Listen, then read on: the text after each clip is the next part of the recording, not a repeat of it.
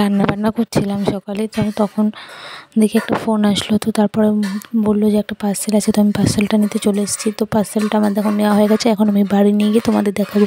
তো রান্না বান্না করছিলাম, তাই স্নান করে একটা শাড়ি অর্ডার দিয়েছিলাম। তো চলো খুলে দেখি। আর আমার একটু মনে মনে ভয় লাগছিলো যে জানি না কেমন আসবে।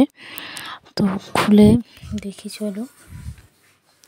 তো তাড়াহুড়ো করছি, কারণ তো শাড়িটা খুব সুন্দর এসছে।